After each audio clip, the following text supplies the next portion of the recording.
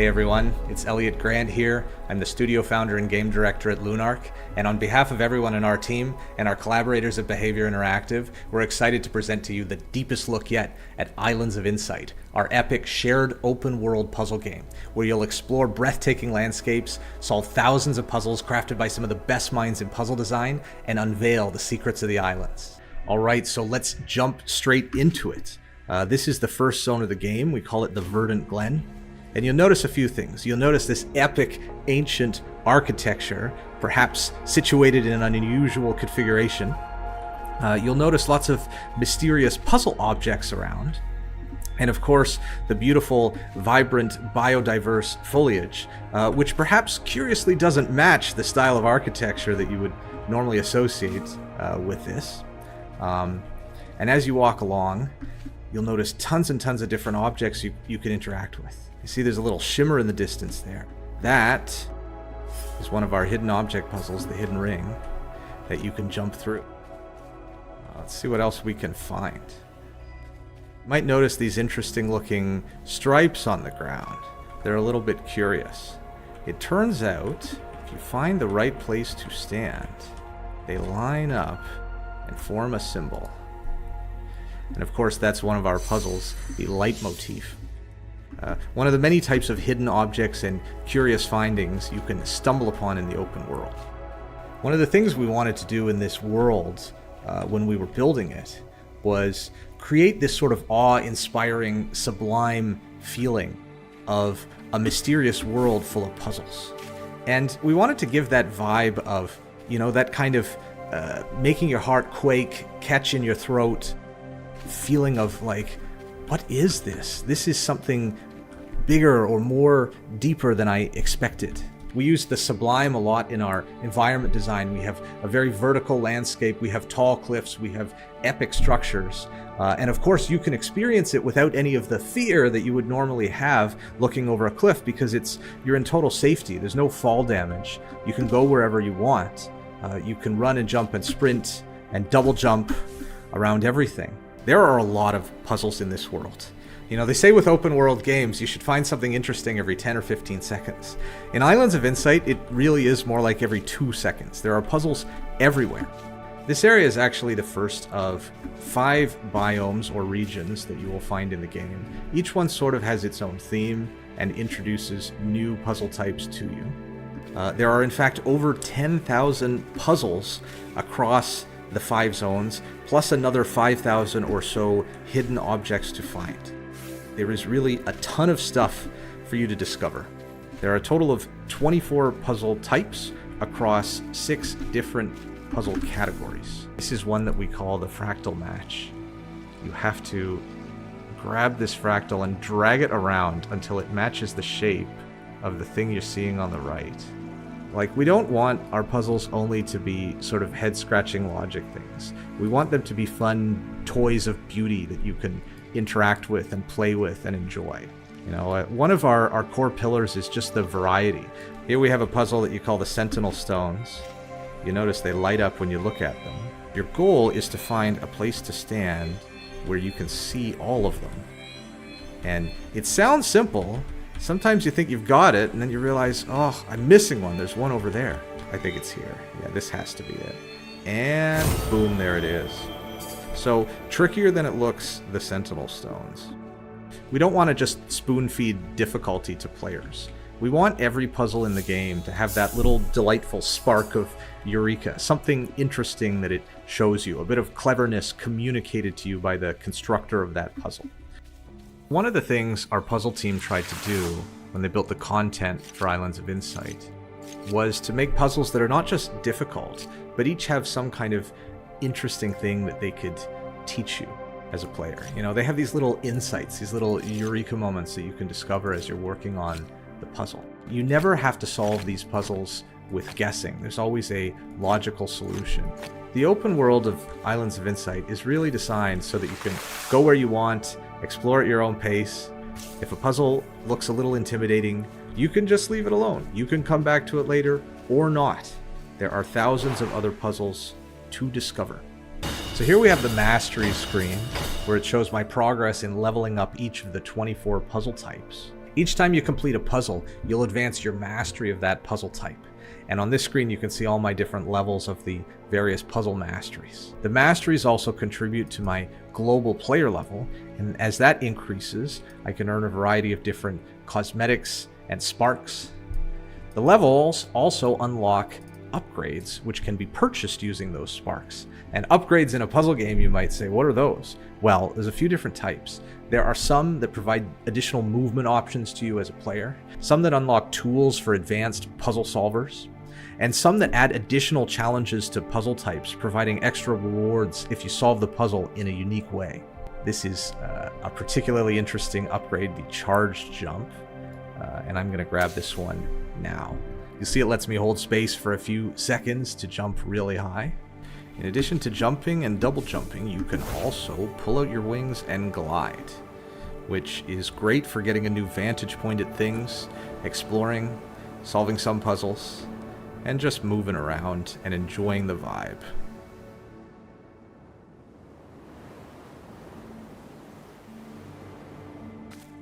The puzzles in this open world, they refresh about once a day at different times for different puzzles, but at the same time for everybody, so that you and a streamer you're watching or a friend you're playing with can all experience the same world at the same time.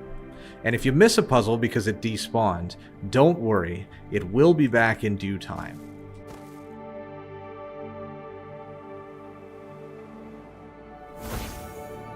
You'll notice these floating islands sitting outside of the main open world of the game. Those we call enclaves, and they are specially curated sections of unique puzzles that are built to either teach a new puzzle type or teach a new puzzle mechanic, or sometimes just to show off something very clever.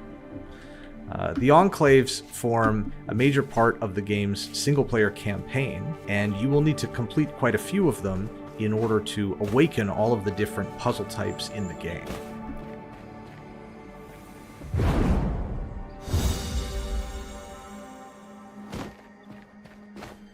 So here we are in the Empyrean Journey, which is the first enclave of the game. You'll see in the upper right hand corner that in addition to the main objectives, I also have several optional bonus objectives, and I can complete those, for example, by solving one more of these Armillary Rings puzzles to earn a Mirabilis, which is the form of progression in the campaign. The Mirabilis is sort of this fractal thread of energy that forms the universe that we live in, and by collecting these you will awaken additional zones, enter their enclaves, and maybe even gain access to some secret ultra difficult endgame enclaves. Now that I've collected that Mirabilis, I have enough for my next objective in the game, which is to head to the second zone, which we call Lucent Waters. The theme is of course Greco-Roman architecture, but it also uses a biome that is inspired by the Caño Cristalis area of Colombia in South America, with these beautiful, colorful seaweeds. And I'm going to head up to my next quest, which is to enter the Haven of Insight.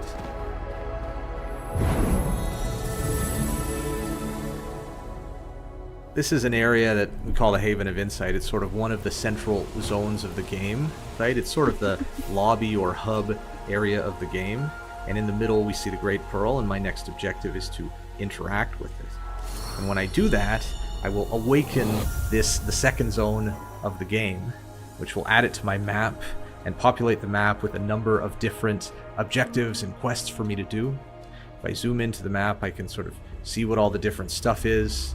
Each of these pips is a Mirabilis that I can earn by completing an objective of one of those quests. Up top here, you'll see my progression in the zone, and if I expand it, you'll actually be able to see each Mirabilis that I could earn alongside my puzzle collection, which tracks the individual puzzles that I can collect in each of the zones. The Great Pearls also enable fast travel, so I can teleport to one of the Great Pearls if I want to move there.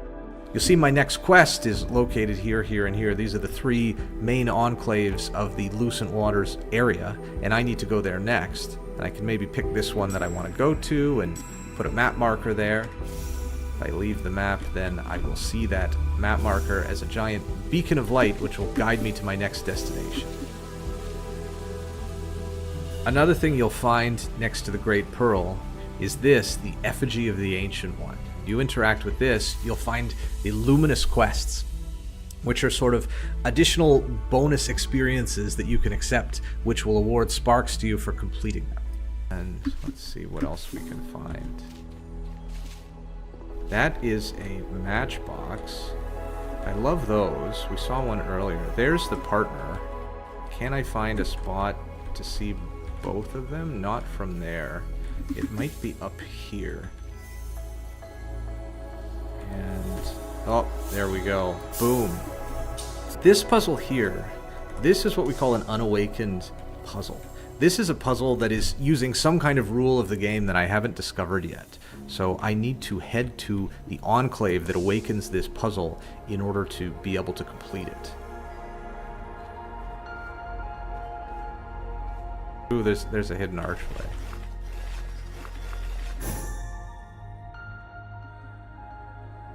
Now I'm heading into the third zone of the game, the Autumn Falls area, which is a completely different biome.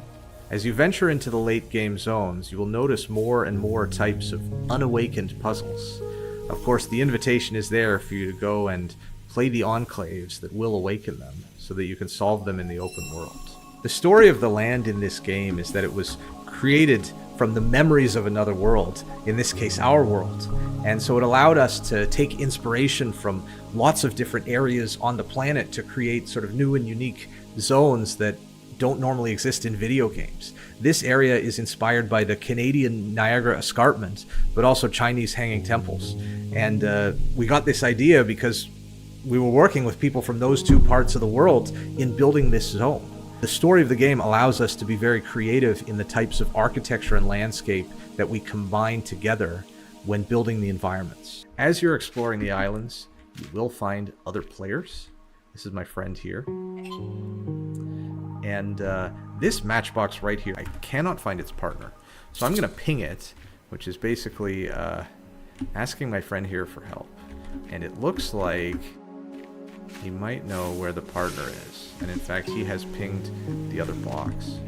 But where do I stand to see both of them? I think I need to probably go up here.